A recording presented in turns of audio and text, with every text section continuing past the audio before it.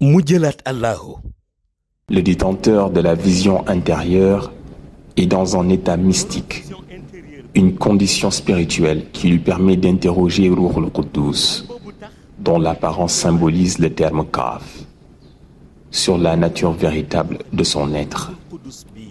Alors qu'il contemple, Ruh al-Quddus l'exhorte à lui révéler le nom divin qu'il détient, à savoir Allah. Celui qui possède la vision intérieure et qui est immergé dans le milieu divin tend alors ce nom suprême qu'il porte en lui. Ce dernier se manifeste sous forme de lumière, fixée dans sa main droite.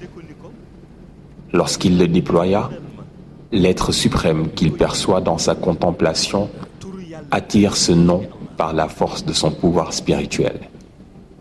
Le nom divin Allah, en réponse à cet appel, s'élance et s'introduit dans l'être en qui les montagnes se sont intégrées dans son être.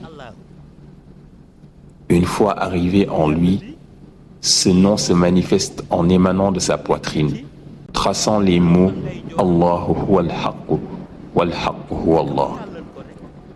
Autrement dit, le Ismuzati que l'être suprême a attiré jusqu'à l'intégrer en lui et qui s'est fixé dans sa poitrine se transfigure sous une nouvelle expression.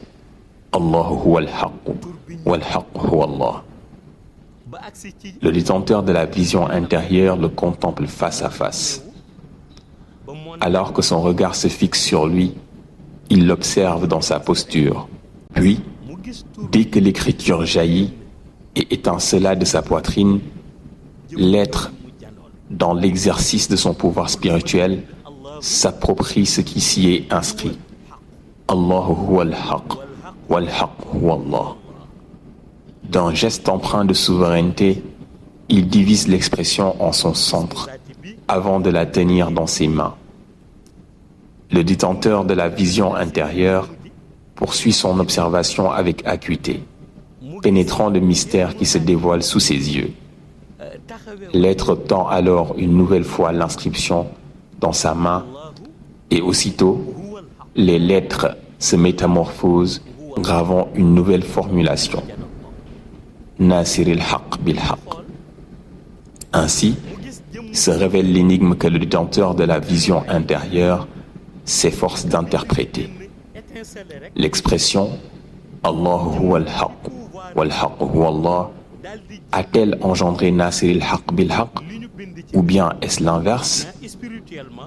Ceci s'inscrit dans le cadre de la Ma'arifa, car il s'agit d'une question d'ordre profondément ésotérique.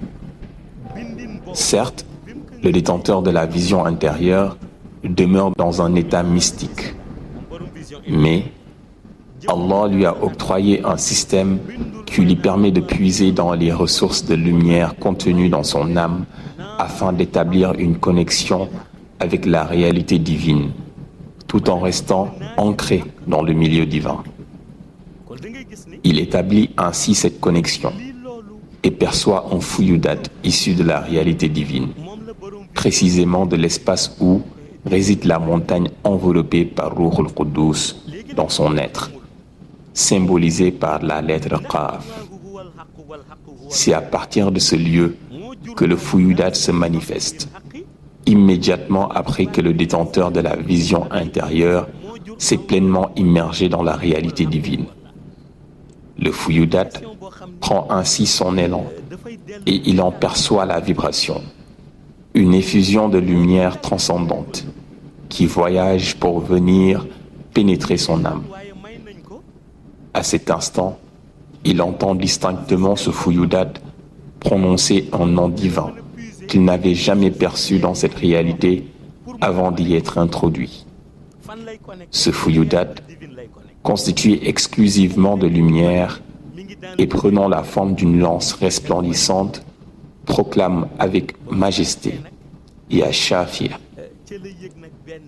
Lorsqu'il entend ce nom divin d'une puissance saisissante, il s'interroge en lui-même et déclare: moi, j'utilise le nom Allah, et c'est cet être Ruh al-Quddus qui me l'a appris avant d'inscrire sur sa poitrine Allahu huwal haqq wal haqqu huwa Allah. Puis, lorsqu'il a tendu à nouveau sa main, j'ai vu une autre écriture apparaître, Nasir al-Haqq bil-Haqq. J'ai alors cherché à me connecter afin de saisir son sens dans le domaine de la ma'arifa. Et c'est à ce moment-là qu'un nom m'a été révélé à travers ce fouilloudat chantonnant et à Shafi. Face à cette succession d'événements mystiques, il se questionne alors avec une intensité croissante. Qu'est-ce qui est en train de se produire? À l'instant même où il formule cette interrogation, pour tenter d'interpréter la révélation, il perçoit un phénomène d'une profondeur inouïe. L'être qu'il contemplait dans sa vision intérieure commence à se métamorphoser à nouveau, manifestant un nouvel état de sa réalité transcendante. La montagne de perles jadis engendrée par l'être commence à se dissiper progressivement. D'abord, celle située à droite se dissout, puis celle de gauche suit le même processus d'effacement. Ensuite, il observe un autre phénomène. Les écritures telles que Kaf et d'autres symboles amorcent elles aussi une transformation. Chacune se modifie sous ses yeux, révélant une dynamique subtile et insaisissable. Alors qu'il pense que cette métamorphose est achevée, une nouvelle vision le saisit. Il aperçoit à nouveau ce qu'il avait lancé au tout début, à l'instant précis où on lui avait ordonné de tendre sa main pour le projeter. Ce qu'il avait lancé refait surface, et simultanément, tout ce qui se trouvait au centre s'unit pour inscrire un seul mot, éclatant de lumière et de majesté. Allahu. À présent, son regard ne discerne plus aucune forme familière. Il ne perçoit ni présence anthropomorphe, ni jamadat, ni montagne, ni écriture coranique, ni ayat. Tout ce qu'il voyait auparavant s'est estompé. Et il ne reste plus qu'une seule réalité manifeste. Ce qu'il avait vu dans ce milieu, désormais transfiguré en Allah, est précisément ce qu'il tenait dans sa main auparavant. Face à cette révélation d'une profondeur insondable, le détenteur de la vision intérieure s'agenouille au cœur de ce milieu divin. Il demande alors, de par ce nom suprême, j'implore à ce que la synthèse puisse me communiquer le sens de ce que je viens de vivre. Il le proclama ainsi, le complétant par une prosternation, sujoud. Cependant, un silence absolu l'enveloppe. Aucune réponse ne lui parvient. Il le répète encore, avec une intensité accrue. Celui qui détient la vision intérieure, immergé dans le milieu divin, s'exprime ainsi. Dès mon commencement, j'ai initié ce cheminement avec ce nom, Ismu Zati, Allah. Je l'ai porté jusqu'ici, traversant chaque étape, témoignant de toutes les transformations et des métaphores qui m'ont été dévoilées. J'ai creusé dans les profondeurs de la science infuse pour qu'elle m'éclaire, et elle m'a effectivement aidé. Cependant, certaines réalités m'ont été interprétées par la ma'arifa, me révélant un sens que je n'avais pas encore saisi. Tout ce que je contemplais et décrivais auparavant, les mers mystiques, les mots coraniques, les lettres symboliques, les postures de cet être, les noms que j'entendais pour la première fois, Janibul Kaouni, ainsi que celui de Sayyidina Muhammad, paix et salut sur lui, et sa posture, tout cela s'est manifesté devant moi dans un langage de signes et de révélations. Et pourtant, malgré l'immensité de ces visions et la diversité de ces manifestations, une seule réalité demeure. Un unique terme se dresse devant moi avec éclat et majesté. Allah.